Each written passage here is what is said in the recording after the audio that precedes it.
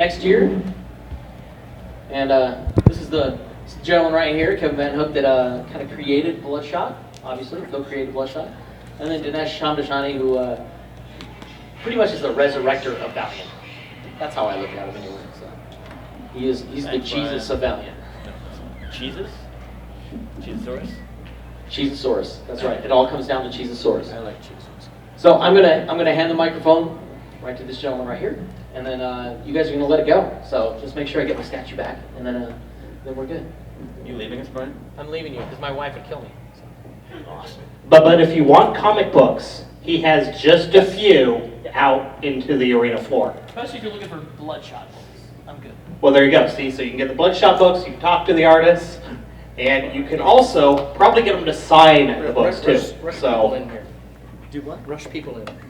Tell them we've got a couple of seats. I'm gonna go talk to the announcer right now. Thanks for coming, guys.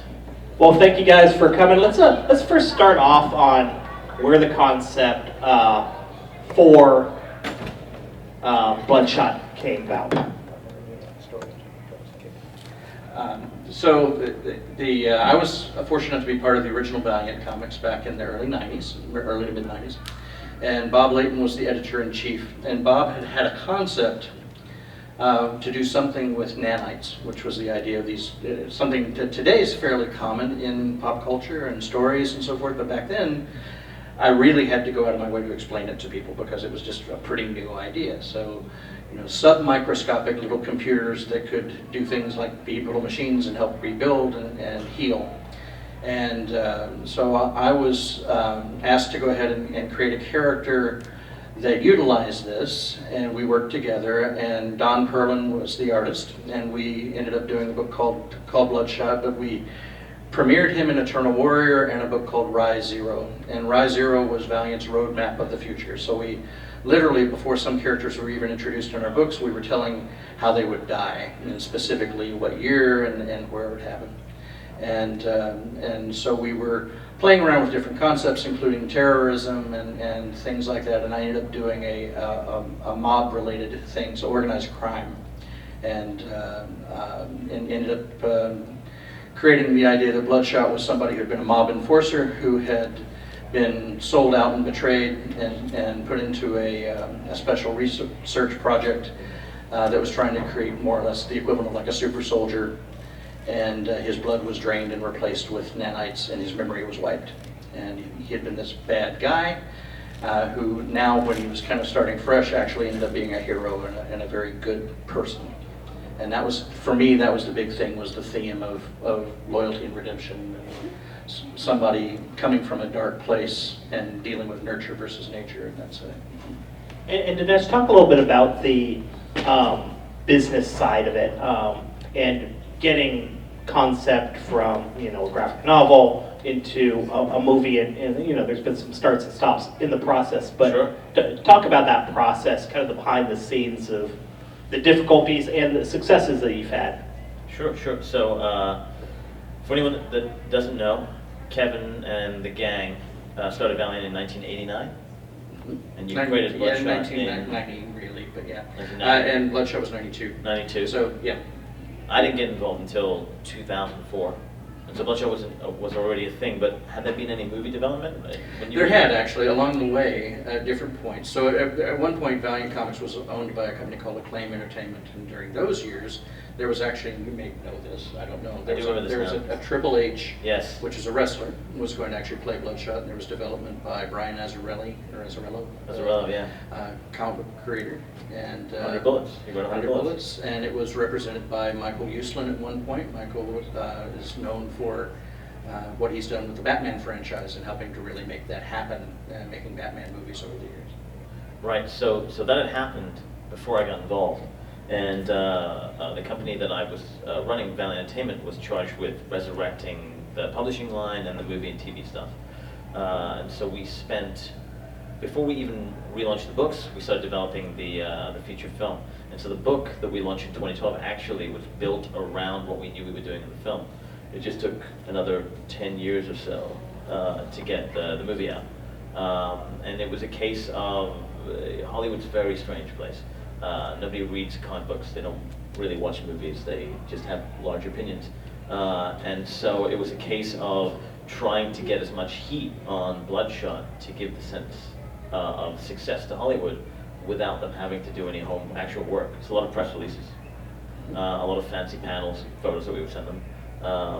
But along the way, I think we made a pretty good book. Jeff Lemire, if you guys know Jeff Lemire from Black Hammer, Gideon Falls, wrote about 50 issues of Bloodshot, phenomenal run on Bloodshot Reborn and Bloodshot Salvation. Dwayne Straczynski launched it for us, and it's his balls to the wall book, that one. And Harbinger Wars, he was in Harbinger Wars, which is a big moment for us. So that's the business backstory of it. And then, if I'm not incorrect, it actually the filming is done. It's Yes. since 2018. So We shot it last summer in Cape Town. The way the movie business works now, post Marvel, is that you generally will shoot a film, you'll watch the film, but there's a reserve of money left behind for, okay, how can we make it that much better? And so actually, at the end of this month, we're headed to Montreal. I'm pausing because I just realized I'm getting myself in trouble by saying this because it's not public. We're heading to Montreal to do some more. We're blowing more things up. well, there you go. So things are going to explode in Canada. We aren't sure why. Spoilers. There's at least one explosion That's right. in the movie. There's Bloodshot. rumored of at least 3. Rumors of 3. I can neither confirm nor deny the other 2. I was lucky enough to Dinesh flew me over and with Bob Layton, who was my co-creator on the book, to Cape Town, and so we got to spend a week on the set and meet Ben, and we had full access. We were treated very wonderfully and had a great time being able to see our character kind of come to life. Kevin knows all the spoilers. He's a weak man. I would go after him. for spoilers. Hey, and Kevin, for you to actually see it actually on film and actually something that was really in your head at some point, and now in less than a year it's going to be on the big screen. Talk about that feeling. Well, it's a wonderful feeling. I've spent the last 20 years as a filmmaker, so I actually make films, but my budget level is more like $2 to $3 million, $5 million type films. But I work on larger studio films, so I've done stuff on Olympus Has Fallen and iRobot and Miss Congeniality and tons of films and television shows. But it's nothing compared to seeing your own concept realized with a big budget. With an A-list actor and A-list supporting cast, it's a very cool feeling. And meeting the people, they all, when we did meet them, they all were very cool about acknowledging, where the ideas came from and wanting to say, thanks for letting me be a part of this kind of thing, even though we had no direct involvement with that part of it, but it was nice to be acknowledged. It's hard to describe seeing ideas that went through your head realized by that's gone through an art department, production design, and so forth, and coming to life. It's pretty cool. I'm sad. So I'm sad that you went there for pre-production, because I think that would have been even more exciting. Literally, an entire building, wall to wall, covered in Valiant art, a lot of which is your art, your concepts. And then I really enjoyed you and Bob talking to Vin, because he'd read everything and knew about you guys and knew the stories and was just excited to get you a sense of what this character is. And he did. We sat with him for a few hours, and there was a lot of genuine asking. So what's your takeaway? What if you boil it down, what's the core idea? What's your thematically, what is it? And how does it relate to John Steinbeck? Was that special for you to have the main actor, Vin Diesel, actually sit down and talk to you about the character and really research it? Yeah, no, actually it meant the world. And I'm not just saying it because he's sitting next to me, but that was all because of Dinesh. He made a point of making sure that we were there and we had access and that we could have that time with Vin. And it was a very cool thing to do. And one other interesting part Dinesh, I was reading on your bio, was with the movie, you also raised money for humanitarian aid for disaster relief at some point. We helped. We Yes. helped do that. Paul Walker and Vin Diesel were in Fast and Furious franchise together, and there is a foundation that he started called Game for Paul that his brother Corey and I think his other brother, well, not Matt, I don't remember his name, now run. And every year, Fast and Furious, the actors partake in Game for Paul raising money. And the year that we were shooting, and actually it's happening right now this year as well, Bloodshot is involved, so we donated a bunch of things like this, like statues like this, and books that we built for the cast and crew that they all signed up, and Vin Diesel signed a bunch of things as well. So that was they did a good job with that. They raised a lot of money. Oh no, that's great. And Kevin, talking about your post career in actually television, one thing I saw you do a lot of visual effects work. One of my favorite shows, Rizzoli Isles, just because it's Jane Harmon, but also Law and Order, SWAT, Southman. How do you light a show like that, like a criminal, a criminal TV show? How do I what about it? How do you do the visual effects? Oh, how do I go about it? So primarily with something like Rizzoli and Isles, I was the visual effects supervisor. I was on set. It began early on. I was just kind of contributing the occasional thing, explosions, smoke, fire, those kind of things. But very quickly it became part of the team, and so I ended up, they would actually write sequences that could take advantage of things I could do. So the show was shot primarily on the Paramount lot, and because of that it doesn't look like Boston. And so they would want to have the Boston skyline behind it, and that was something I specialized in creating matte paintings and putting these characters into that environment. And then they got more aggressive as time went on, and doing things like writing shows where I could pull something off. Like we did an episode where a suicide goes over a bridge, and Angie jumps in after him. And so creating her digitally to be able to do that, and following a real stunt double, and lot bigger things. So, but primarily I'm a senior compositor. I do things in After Effects on the computer, and I paint digitally and do the tracking, and I'm also supervising and producing. I just did a Netflix movie back in December with Jamie Foxx and Joseph Gordon-Levitt, which was all over the map. So it was, it's a superhero movie. I can't say much about it because it's not out yet, but it has characters who have lots of different kinds of powers, so flaming, camouflage, flight, those kind of things. How did you transition into that from writing comic books to kind of the sheer force of will?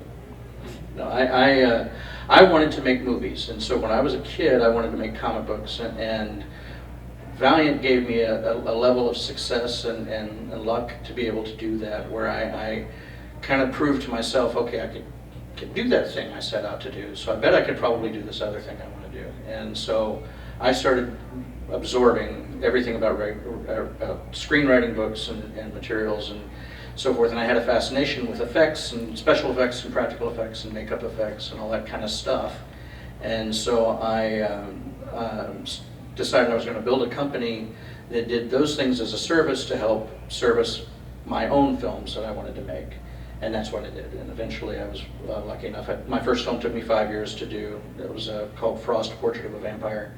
But it was the 18th highest grossing direct-to-DVD release of 2003. And so meaning by direct release, we were competing with like Disney originals, like Beauty and the Beast sequels, and Barbie, and Hot Wheels, and stuff like that. But we did millions of dollars in business on that. And so based on that, then I was able to raise money for my next film, and I sold my visual effects company to a company called Film Roman, and so it was an animation company that did King of the Hill and The Simpsons and X-Men Evolution, and we then started building up a conglomerate, and we bought Anchor Bay Home Video and Magna Home Entertainment and a bunch of animation companies, and from there I was given the go-ahead to start a live action division, and I ended up writing, directing, editing, producing half a dozen low budget features for them. And then also the documentary, the Fantastic Flesh documentary, I thought was interesting, where you talked to Quentin Tarantino, John Landis, other directors. It was a dream. I mean, I spent Tarantino, John Landis, John Carpenter, Wes Craven. I spent an afternoon with Dick Smith in his home. Dick did the makeup for The Exorcist. And I was always a hobbyist. I was always into this stuff, and so I had read so much about it and watched every documentary I could get my hands on, so I could speak intelligently about the things with them. And wide range of personalities. Dante was very kind of straight to the point, and when we're done, it's like, the door's over there, it's fine. And to people like Quentin, who I ended up just chatting with for hours and talking comics, and I gave him a page of a Marvel Presents The Thing story I drew. And he genuinely seemed to get the biggest kick out of that because he loves the Thing. And I'd known that from his reference in Reservoir Dogs to the big crime boss looking like the Thing from the comic book.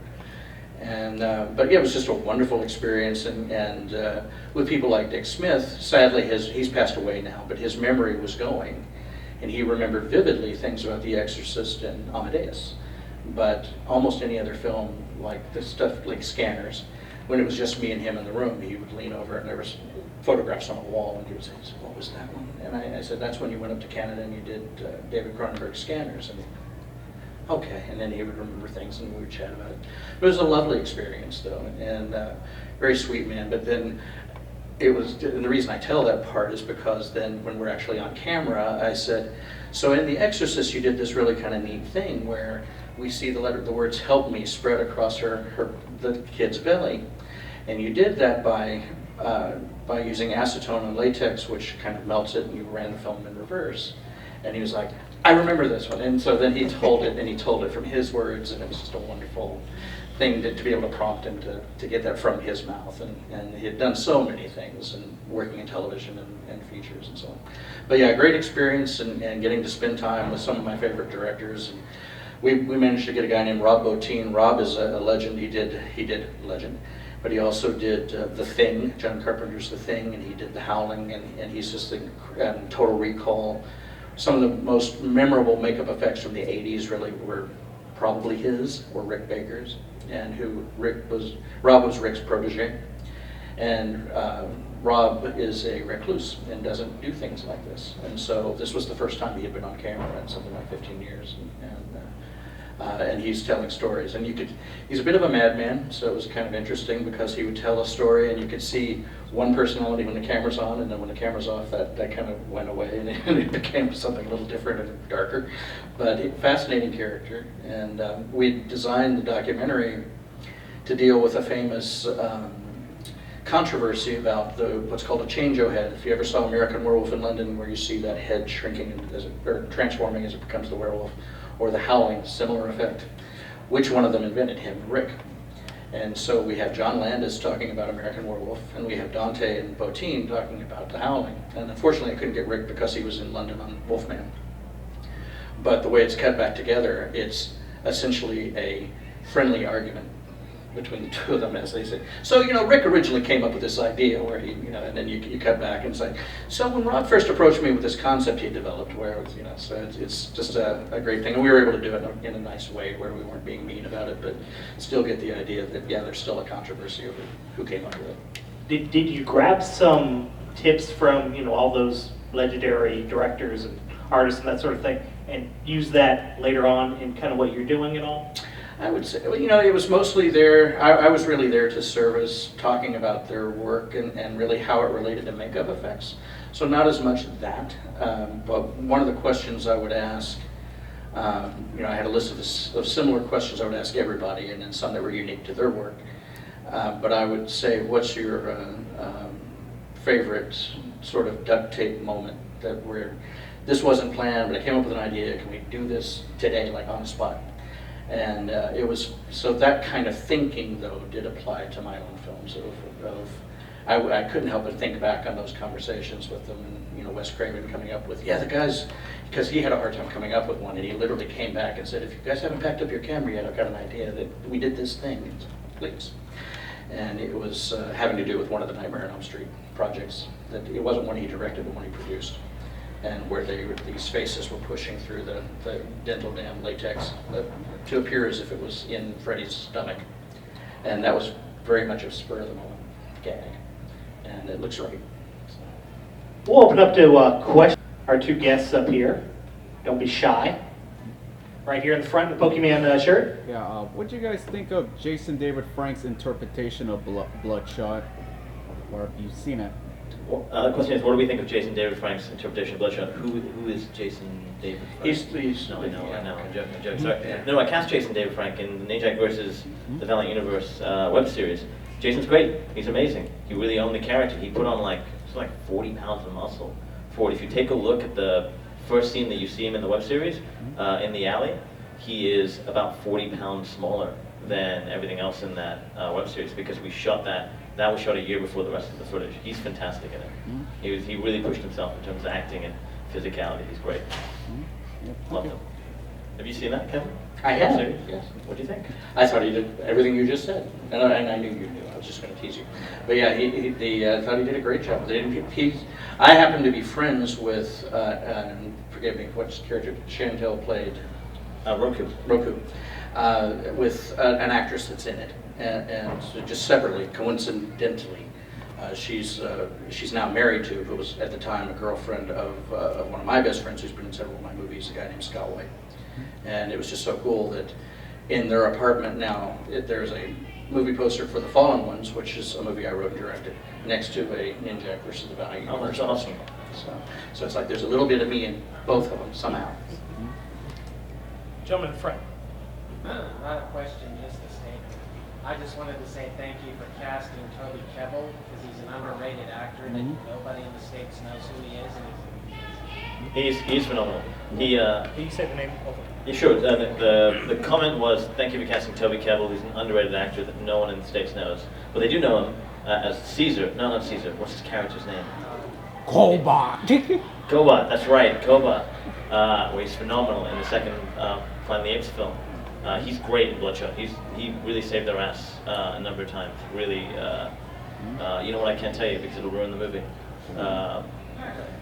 But you'll see. You'll see. How did you find him? He came to us. Who were we auditioning? We were auditioning another actor who we didn't end up casting in the movie, and he was rehearsing lines, he told us, with his buddy Toby Kebbell, who loved the script, loved the scene that he'd read, and his agent reached out and he met with the director, and he was just like, I'll do anything, any part in this movie. And we have time for one more question. Gentleman right here in the orange. Hi, thank you guys. Bring back a lot of memories. Awesome.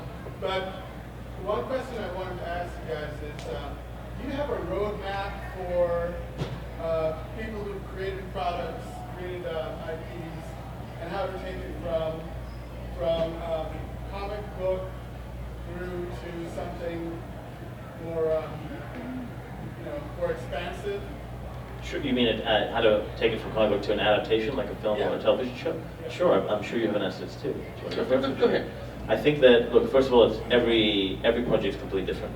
You want to build a coalition. The first thing I would suggest doing is finding a producing partner, someone that has the relationships, is trusted, because ultimately, if you get that green light, whether it's a feature or a television show, the people financing the movie, whether it's a Sony Pictures or it's an Amazon Studios, will want a tried and tested producer to watch the budget. So that, I think, is the first step.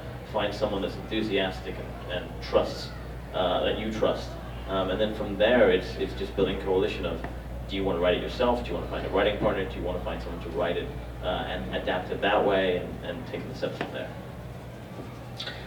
Well, and another key part of it is shopping that, being able to try to, whether it's something you're raising private funding for, which my world, again, most of what I've done is in a smaller budget range, but it's still a lot of the same steps. As I said, I was part of Film Roman. We were acquired by IDT, which was a telecom that wanted to become a media conglomerate, and they did, and then we sold that to Stars, and so we were part of the Stars channels.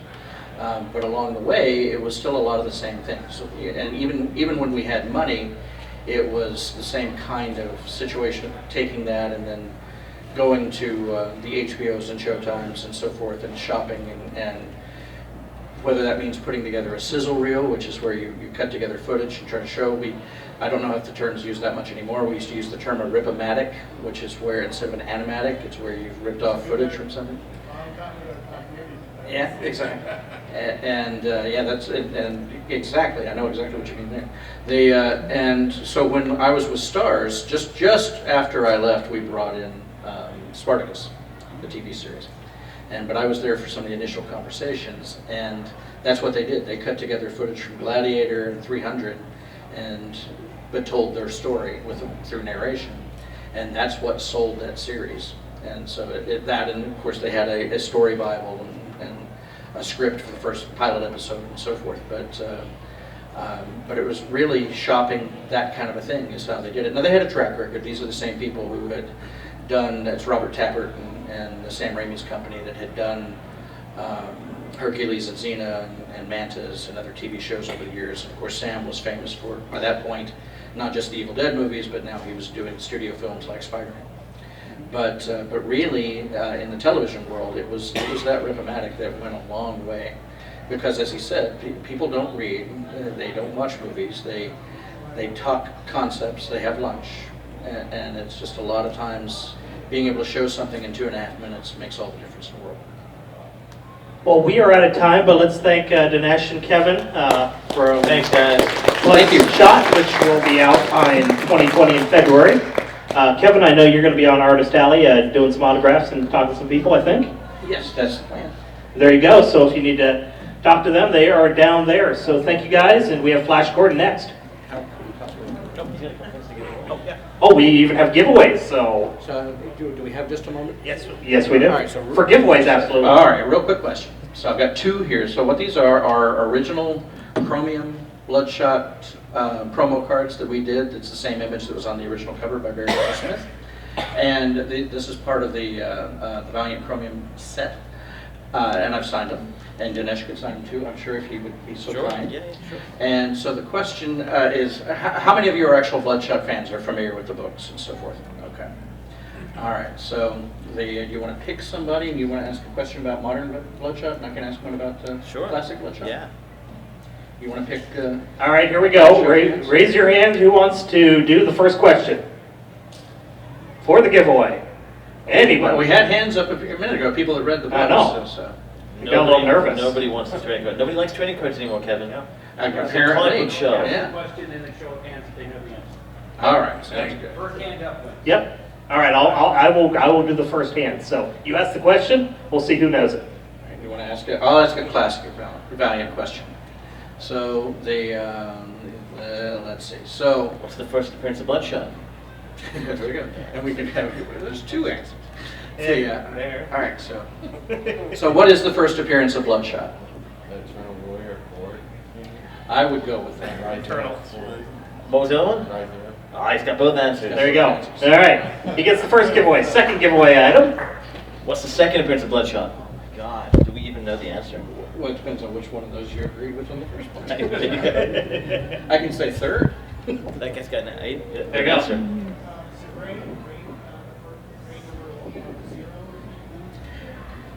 Are we? You're gonna deny him? If you're saying second, if that was Eternal Warrior 4, then I would say you're right. There we go. We got our giveaway items. Let's give a hand to our guest to my right. And thank you for coming to StocktonCon as we Thank you. change it over. I can never.